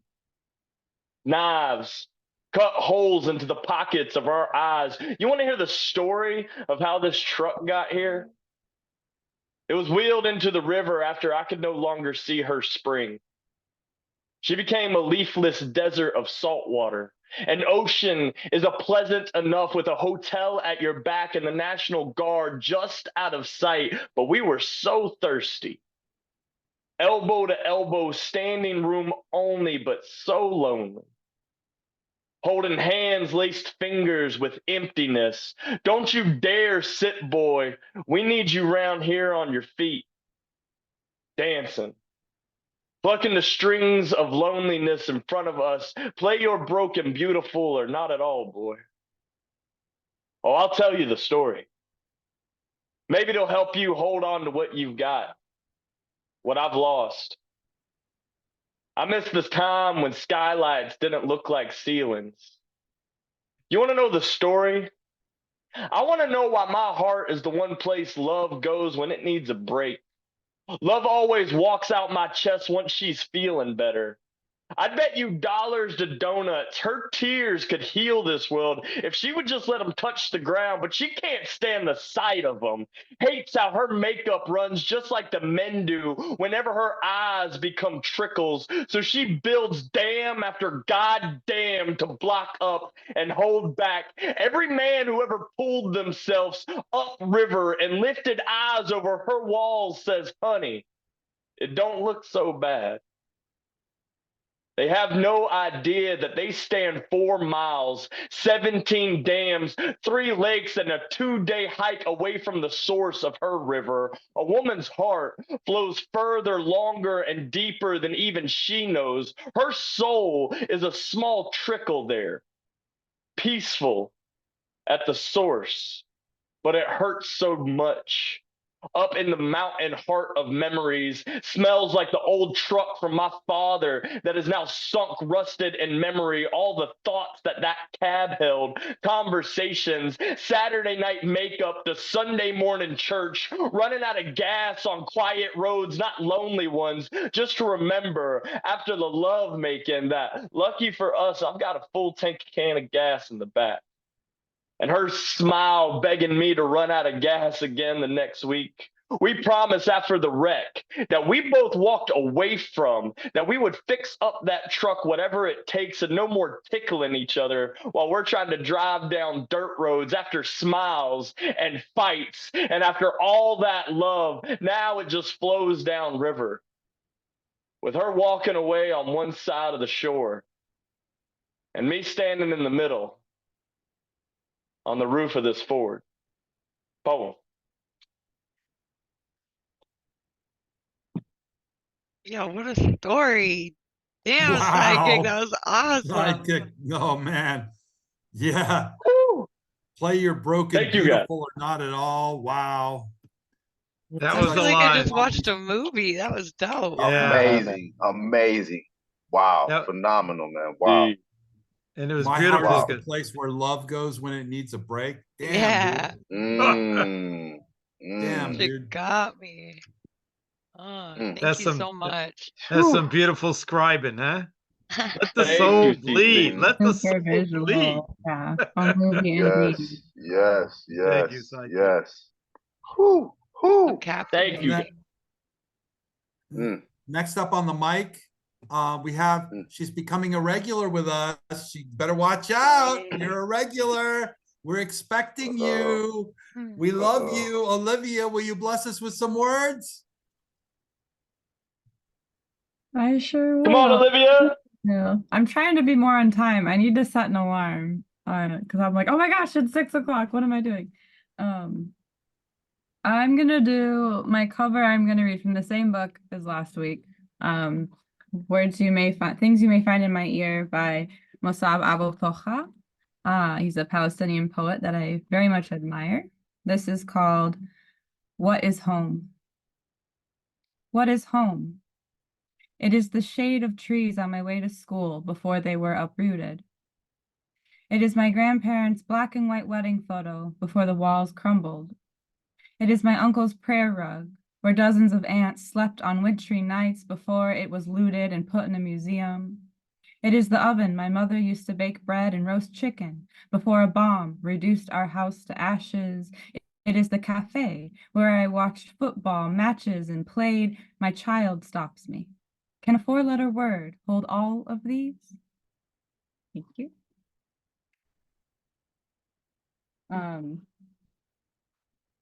And for my original, I apologize. I think I read tumor shit last week, but this week is my surgery.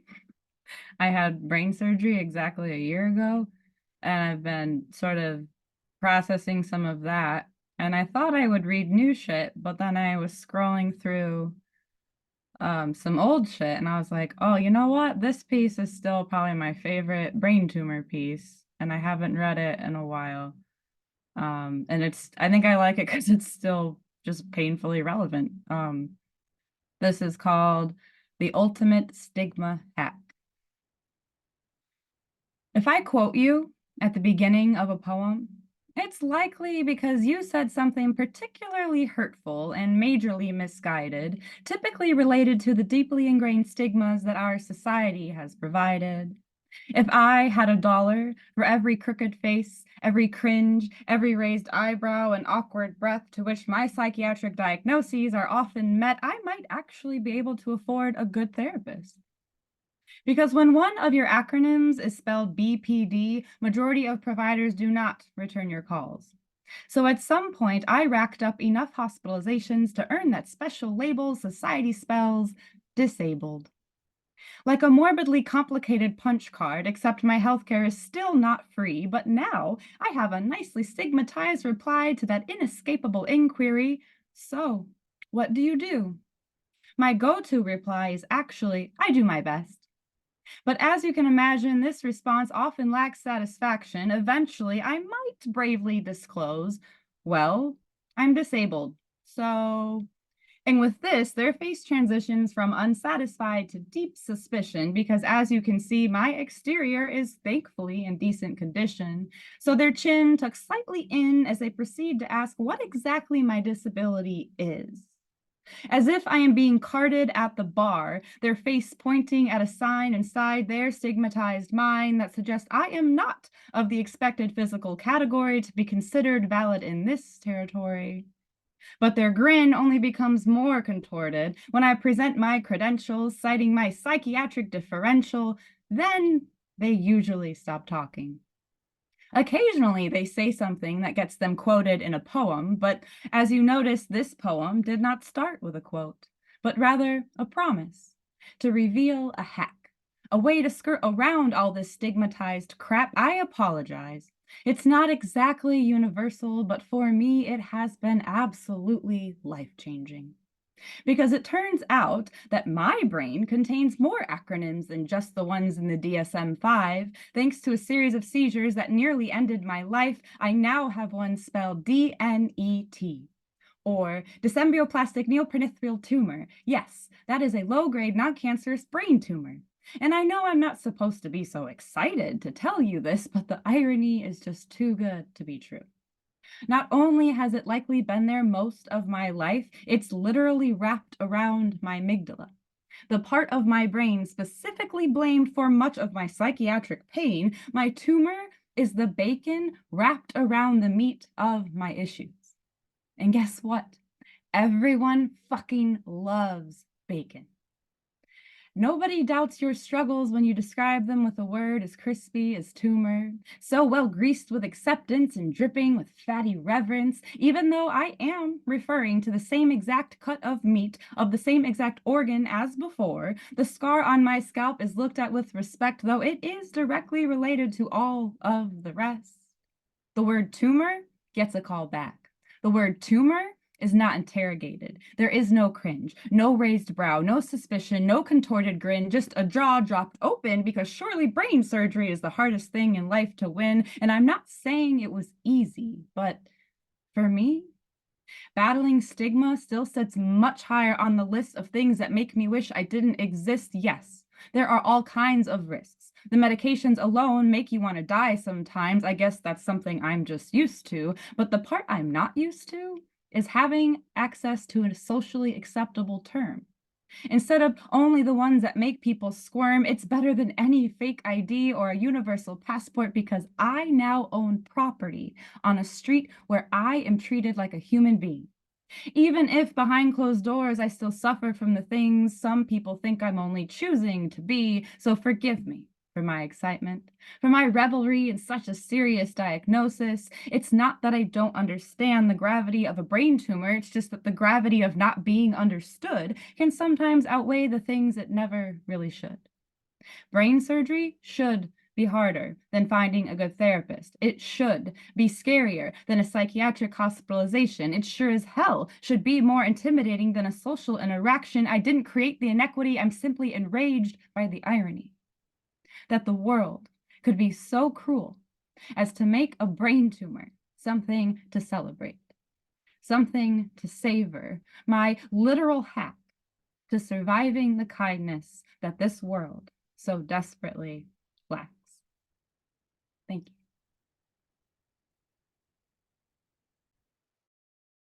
fucking Olivia. amazing Seriously. Olivia. Terrific. So good, Wonderful. so Thank you. powerful. Thank you. Wow. Thank you. Wow. Yeah. Wow. Wow. You're a true Amazing. blessing to this community. It's your Indeed. voice matters. Seriously. And I'm listening to you, and I'm listening to Marianne listening to you for her daughter. And I'm just like, I want to buy that book and give it to her daughter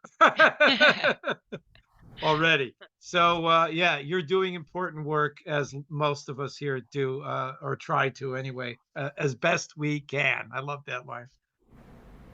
Thank you. Thank you for making it here and stay here. Yes, thank you so much for always sharing. It just, you move us every time. You're always welcome. Please keep coming back. We love you very much. Thank you, guys. All right, our last performer for the night is Cece. Cece, would you please give us some amazingness that you've got? You always got amazing stuff. Oh, thank you. And thank you again, Cozzy. I don't know what you chose, but last time I read from Chris Van Oy, and I believe Olivia recognized that. And so I'm looking at this, and there's a collab in the book between Chris Van Oy and Bernd O. Bundland, which is from Sweden. And I know them both, and I've met them both, and I've interviewed them both in a separate project called In Conversation With, which is 11 recordings with 11 poets that happened at the National, that I've never released, along with all the other, too many things I start and I can't finish. But this is a collab. Every other one was written by the other. And I'm reading it cold. This will be my cover. Poem by, it's BENGT, capital letter O, last name BJORKLUND. So great guy. He's fun to talk to. Timed into a different pause, or perhaps just a funny way to look at the moon, I reserved my certainty to find it gone. Flung through galaxies passing us in light speed, thoughts that fly through the air without knowing where to land. Stranded by the one, never knowing where I will not continue, stirred up into the old soup where why will never matter. The dish of gruel drips from my spoon, and I the face of the forgotten, find the flower of life in the porridge of shadows. Daring is no mother, a knife is no more than a hand falling by your side. Tonight we will find a way to make more. Spaceships fall in the sky, the oceans are covered in plastic, radiation in the sea of memories, the tidal wave consumes us to forgotten. Residues of days gone reactivates. There are no fast solutions. Reserved is a way to bleed in the opposite direction. There are no one-way signs here. We run from the wind, and like a snail, it moves us with gravity's vortex to the probable cause that will wake us in the dawn. Ball players, drawn, writers will all follow suit, daring the rest of us to reel, but I am the where you will never find me. In the movies, where we are all what life makes us to be, a third wheel dreams in a China world that consumes us with iPhones and multicolored hues. Trampled by the small and insignificant, I will never care or fight for a chance to be less, nor will I be of more substance, walking the forest to bed. Lie down upon the needles scented with her tears. Hear the earth whispers hidden in memories of us, now lost in punched tickets and blueberry pies. Tomorrow will pass and left us. Tomorrow has passed and left us, me here alone at the end of the pier, wandering. Wandering, she said, leaping into silence. The world was still a song before all dreams in a dead grip rotted before the Chinese brass gongs rolled in total silence. And all the expired tears spilled from the coffee glasses into fatal attractions, secretions that stained the future, leaving the daylight between us as we sailed into the sun. Bernd O. Borgland started the first stanza, and we alternated stanzas. Thank you, Poet Laureate Empress of Sweden, for the time we shared together. Chris Vanoy from What is Beat.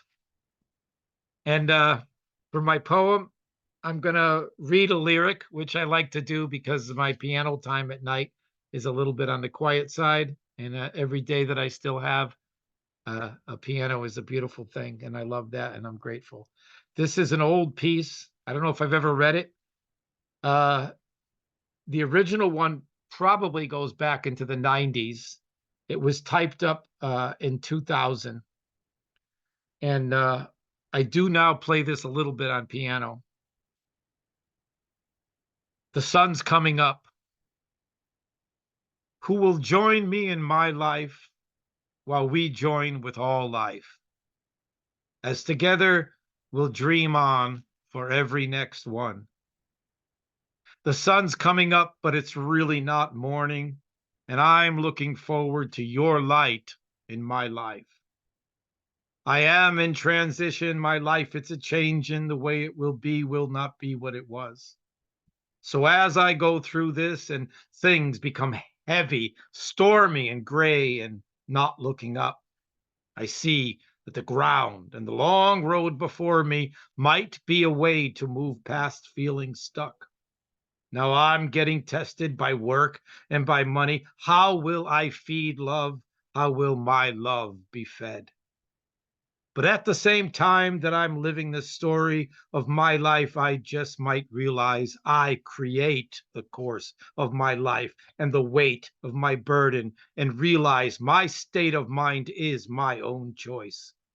So I'll try not to invest in what is depressing, lonely, or sad, or what feels like the end. Because really, the truth is, a new day is dawning.